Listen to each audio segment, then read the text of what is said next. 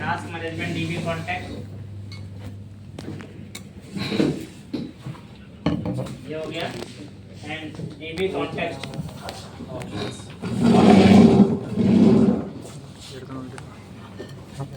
सही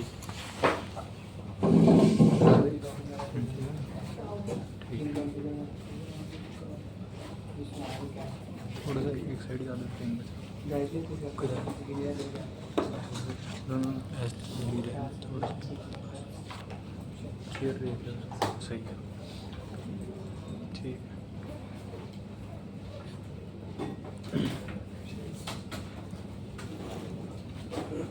फाइनली अपने को क्या करना है, बेस को ओवरराइड करना होता है।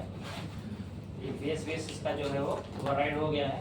अभी देखो हमने कोई मॉडल यहाँ पर बनाया नहीं, अभी हम केवल क्या करना चाहते हैं, जो आइडेंटिटी का अपना मॉडल है, अपना सिस्टम है, केवल हम उसे यूज करना चाहते हैं। ठीक है, हमने भी कुछ भी यहाँ कॉन्फ़िगर नहीं किया है, तो हमने केवल डीबी कॉन्टेक्स्ट में अपना एक कंस्ट्रक्टर कॉल कर दिया, डीबी कॉन्टेक्स्ट ऑप्शन प्रोवाइड करके, और फाइनली प्रोग्राम.cs के अंदर आपको अपना दो चीजें बचती है।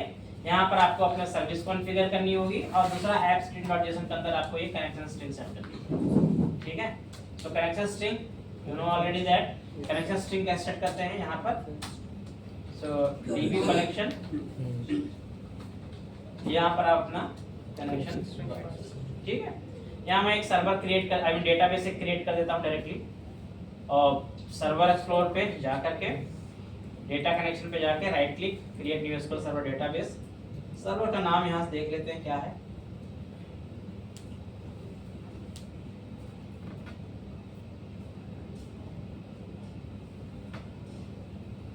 सर्वर का नेम तो वैसे ये है, रिट्रीव करने में इसको टाइम लगा रहा है, कोई बात नहीं, वेट कर लेते हैं।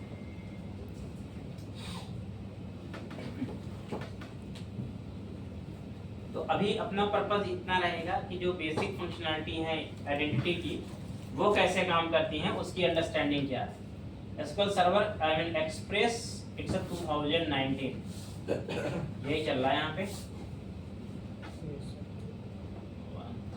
ये वाला सर्वर है आइडेंटिटी डीबी, इसका नाम दे दिया मैंने ऑलरेडी, इस नाम से डेटाबेस वैसे बना हुआ है, इसका नाम कुछ और चेंज कर देते हैं, मैं यहाँ पर क्लेम ऐप डीबी कर देते हैं, claim app dB. So just trust कर लो, आप इसको विंडो ऑथेंटिकेशन पे क्रिएट कर दो। सो एक ब्लैंक डेटाबेस हमने यहाँ बना दिया, राइट क्लिक करो इस पे, प्रॉपर्टी पे जाओ, कनेक्शन स्ट्रिंग इसका कॉपी करो और ला के यहाँ पर पेस्ट। कनेक्शन आपका रेडी हो चुका है। कनेक्शन के अंदर क्या क्या पार्ट्स होता है ऑलरेडी मैं बता चुका हूँ। Data source is one part, data source define the source where the server is, either यहाँ पे आपका सर्वर होगा या आईपी एड्रेस होगा या सर्वर का आपका डोमेन नेम सिस्टम या डीएनएस होगा। ठीक है, तो देखो ये तो लोकल सिस्टम पे काम कर रहे हो, तो इस तरह से तुम्हारा यूजर सर्वर नेम बना हुआ है। अगर तुम रियल टाइम सिस्टम पे काम करोगे तो यहाँ पर या तो कोई आईपी एड्रेस होगा जिस मशीन, जो डेटाबेस मशीन होगी तुम्हारी, या फिर उसका डीएनएस होगा, क्योंकि आईपी एड्रेस क्या होता है कि हमेशा एक डीएनएस से बाइंड होता है। ठीक है, जैसे तुम मान लो facebook.com यूज कर रहे हो, facebook.com तो डीएनएस है बट वो एक्चुअली किसी आईपी से बाइंड है। ठीक है, तो तुम्हारा आईपी होता है। हाँ, अब दोनों केस में वो होता है कि हम मोस्टली डीएनएस को प्रेफर करते हैं, क्योंकि क्या होता है कि मशीन के आईपी बदल जाते हैं। ठीक है, लेकिन डीएनएस हमेशा क्या होता है, सेम रहता है। जैसे मान लो facebook.com है, facebook.com डीएनएस तो वही हमेशा रहेगा, लेकिन बैकएंड में उसकी जो मशीन होगी जिस पे वो डिप्लॉय होगा वो बदलती रहती है। हो सकता है आज कोई दूसरी मशीन है, कल दूसरी मशीन होगी और परसों दूसरी मशीन हो सकती है, तो आईपी बदलते रहते हैं। ठीक है, तो बेस्ट ऑप्शन होता है कि हम यहाँ पे डीएनएस इस्तेमाल करें, अदरवाइज आप आईपी भी इस्तेमाल कर सकते हो। ठीक, उसके बाद initial catalogue define your database name. ठीक है, integrated security define the enable the security, pooling define the use the pool, I mean connection pool use करना है या नहीं करना है। ठीक है, इसके बारे में थोड़ा पढ़ना। encryption true है, trust server certificate use the SSL is enabled, that is the true। ठीक है, I mean server SSL enable है, yes, जब भी डेटाबेस कनेक्ट करने जाएगा ये कनेक्शन यूज करेगा तो इसको SSL क्या चाहिए, मैंडेटरी चाहिए। SSL नहीं होगा तो कनेक्ट ये नहीं कर पाएगा। ध्यान रखना, ऐसी कंडीशन में हमेशा लोकल देखो क्या होता है, लोकल एसएसएल आपका डिफॉल्ट आता है, फ्री होता है, ठीक है। बट ये कोड अगर आप रन आई मीन लाइव ले जाओगे तो यहाँ पर अगर एसएसएल इनेबल्ड है, you need to be purchase the SSL. आपको लाइव में एसएसएल खरीदना पड़ेगा, फ्री अवेलेबल नहीं है।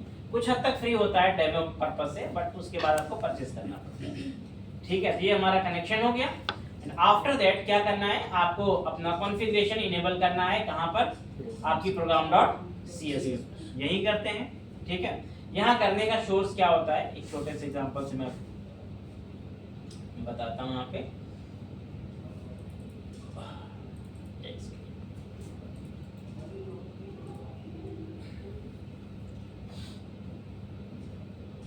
तो सिंपल आपको बस डीबी कॉन्टेक्स्ट कॉन्फ़िगर करना होता है। नंबर 1 पहला काम तो आपके पास ये हो गया कि आप जहां पर काम कर रहे हैं builder dot services dot add dB context, ठीक है। और डीबी कॉन्टेक्स्ट में आप क्या करते हैं, अपना सब वही चीज है, options,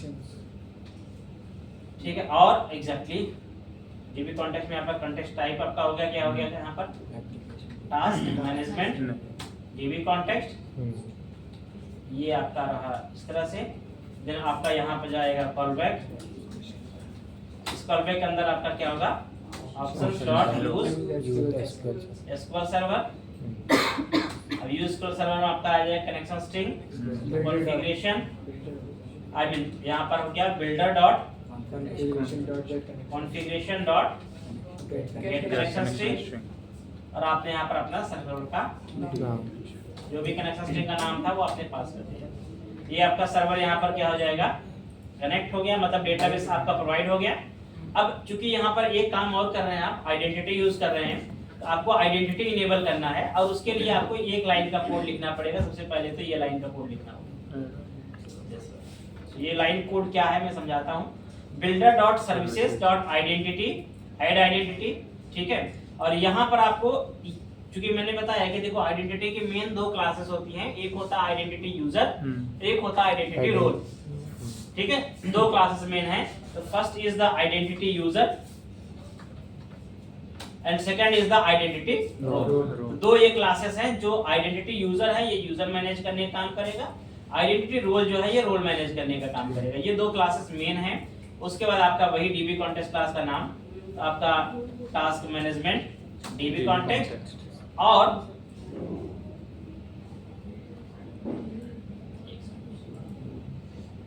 task management dB context, ये हो गया। और उसके बाद आप यहाँ पर ऐड डिफॉल्ट टोकन प्रोवाइडर। अब देखो ये इतना करने से हमारा आइडेंटिटी कॉन्फ़िगर तो हो गया, ठीक है, लेकिन अभी हमारा ऑथेंटिकेशन वर्किंग में नहीं है। ऑथेंटिकेशन में वर्किंग नहीं होने का मतलब क्या है, कुछ उसके लिए हमें अभी और काम करना पड़ेगा, ठीक है, बट उस पर हम बात करते हैं, ठीक है।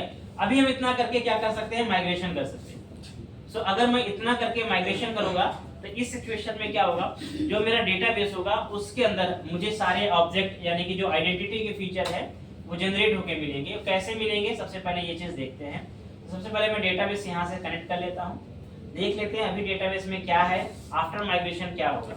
अभी आपने ध्यान रखना कोई मॉडल नहीं बनाया है, कोई भी डीबी कॉन्टेक्स्ट में एक्स्ट्रा मॉडल मैपिंग नहीं की है, अभी केवल आपने आइडेंटिटी को कॉन्फ़िगर किया बस, ठीक है। तो अभी हम ये देखना चाहते हैं कि इसमें डिफॉल्ट क्या क्या मिलता है। तो यहाँ पर यूज, यहाँ पर डेटाबेस का नाम था हमारे पास क्लेम ऐप डीबी, यही था। और इसके अंदर अगर हम टेबल्स देखना चाहें तो select stick from sys dot tables. यहाँ पर अभी कोई टेबल नहीं है, मतलब अभी कुछ भी नहीं है, ठीक है, कोई बात नहीं है। एक काम करते हैं, माइग्रेशन परफॉर्म करते हैं, ठीक है। तो ऑलमोस्ट चीजें हमने कर ली है। टूल्स में चलते हैं, NuGet पैकेज मैनेजर कंसोल, और यहाँ पर माइग्रेशन कमांड चलाते हैं, ऐड माइग्रेशन M1 या कुछ भी नाम दे दिया आपने। फर्स्ट मैंने यहाँ पर माइग्रेशन कमांड चला,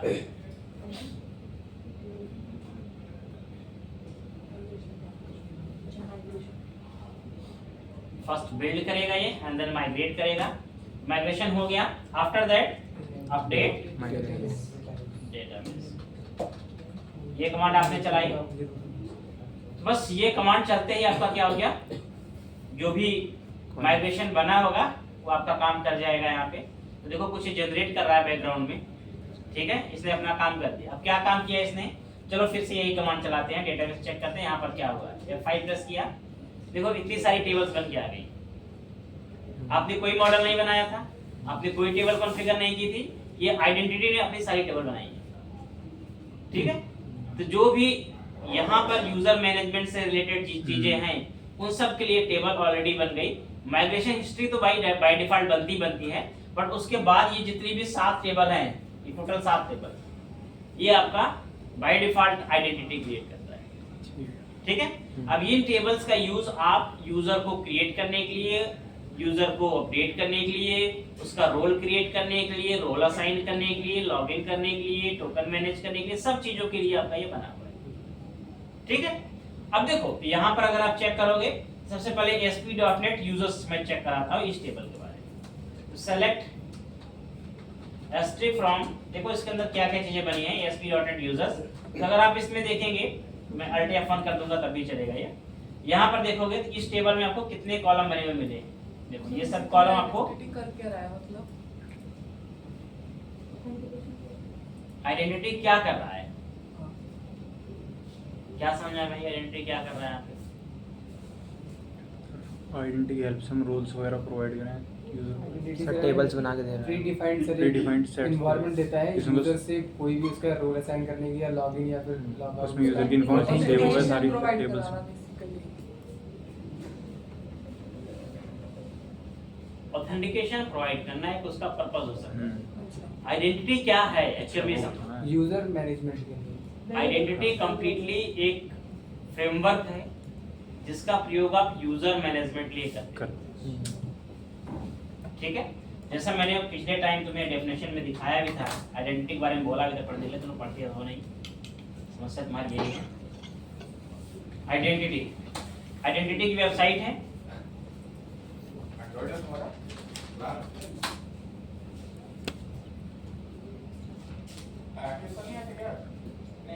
किसी वेबसाइट पे जाके आइडेंटिटी पढ़ लेना है। तो यहाँ पे आइडेंटिटी के बारे में हमने बेसिकली बात किया था। What is identity?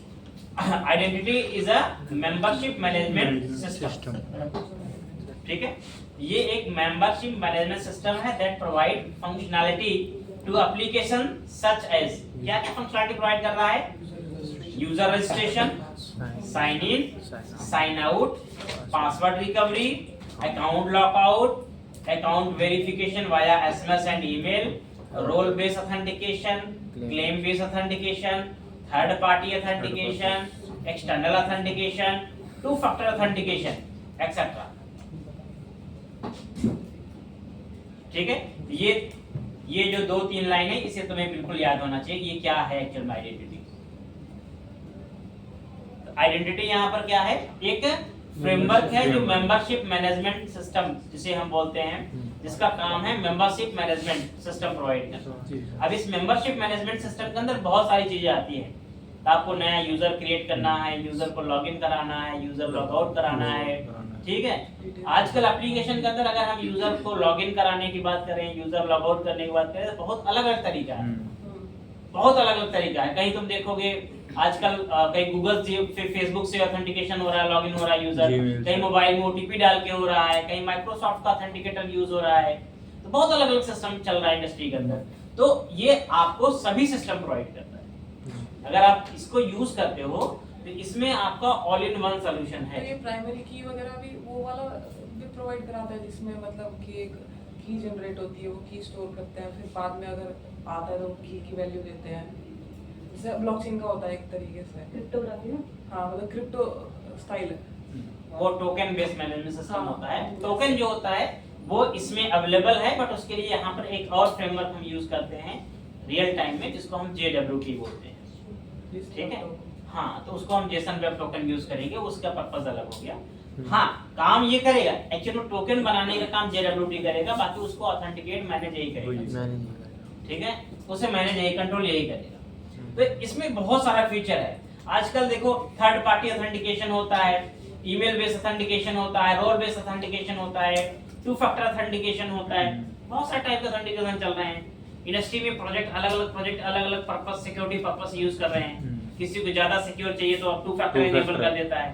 ठीक है, कि भाई आपने एक बार यूजर नेम पासवर्ड डाला, फिर आपका एक ओटीपी Two-factor. आया, या फिर मान लो आपके मोबाइल पे एक ऐप के अंदर एक हाँ। कोड आया, उसको आपने चेक किया। जैसे आजकल टू फैक्टर इनेबल का तो Yes, जीमेल sir. आपका ऑथेंटिकेट नहीं करता है हम्म। कि आप यूजर नेम पासवर्ड डालते हो, फिर भी आपके मोबाइल हाँ पे सर। Yes, को आ sir. जाता है, जब उसमें प्रेस करते हो तब जाकर वो ऑथेंटिकेट कर लेता है। Yes. तो टू फैक्टर ऑथेंटिकेशन, ये सब कुछ इसके अंदर अवेलेबल है। मतलब हाई सिक्योर आपको लॉगिन सिस्टम डेवलप करना है, सिक्योर से सिक्योर लॉगिन सिस्टम इससे हम डेवलप कर सकते हैं। अब अगर ये सब चीजें अगर आपको खुद करनी हो तो शायद बहुत लंबा काम हो जाएगा आपके। मतलब एक नॉर्मल डेवलपमेंट की बात करो तो ये अपने आप में ही बहुत बड़ा प्रोजेक्ट हो जाएगा, यूजर मेंबरशिप मैनेजमेंट करना ही, ठीक है। तो ये इसमें क्या है, रेडीमेड सारी चीजें, सब कुछ इसमें रेडीमेड है। क्लासेस बनी बनाई हैं, मेथड बनी बनाई हैं, ठीक है। आपने क्लास यूज करके आपने इसका टेबल वगैरह सब कुछ खुद ही बना लेता है। अब आप इसकी मेथड को यूज करो और ये आपको ऑटोमेटिक सब सिस्टम प्रोवाइड कर देगा, ठीक ठीक है। Yes. इसके साथ साथ बेनिफिशियल ये है कि ये कस्टमाइजेबल भी है। अगर मुझे जरूरत के हिसाब से कोई चेंजेस करनी है, क्या मुझे अपने टेबल में फील्ड बढ़ाने हैं, घटाने हैं, कोई चेंजेस है, कुछ एडिशंस है, तो कोई इशू नहीं है, कहता भाई कस्टमाइज कर लो, कोई इशू नहीं, ठीक है। तो ये बहुत ज्यादा फीचर्ड फ्रेमवर्क है जिससे कंप्लीटली आप मेंबरशिप मैनेजमेंट कर सकते हो, ठीक है। इसके अंदर बेसिकली जो पॉइंट है वो क्या है, यूजर मैनेजमेंट है। इससे हम यूजर मैनेज कर सकते हैं, कोई नया यूजर क्रिएट करना है, यूजर को अपडेट करना है, यूजर को डिलीट करना है, कुछ भी करना है आपको, यूजर मैनेजमेंट हो जाएगा। रोल मैनेजमेंट हो जाता है, नया रोल बनाना है, रोल असाइन करना है, रोल डिलीट करना है, रोल कुछ भी करना है। पासवर्ड मैनेजमेंट, पासवर्ड अगर आपको वैलिडेट करना है, पासवर्ड की पॉलिसी है, पासवर्ड से अकाउंट को लॉक करना है, ठीक है, तो कुछ भी ऐसा करना है, पासवर्ड मैनेजमेंट है। ऑथेंटिकेशन सिस्टम होता है इसके अंदर है, ठीक है। यूजर आइडेंटिटी करता है, यूजर को ऑथराइज भी करता है, रोल बेस्ड ऑथराइजेशन करता है, क्लेम बेस्ड ऑथराइजेशन करता है कि यूजर पर्टिकुलर रिसोर्स को एक्सेस करने के लिए एलिजिबल है या नहीं है, तो एलिजिबिलिटी भी चेक करता है। Role based authentication,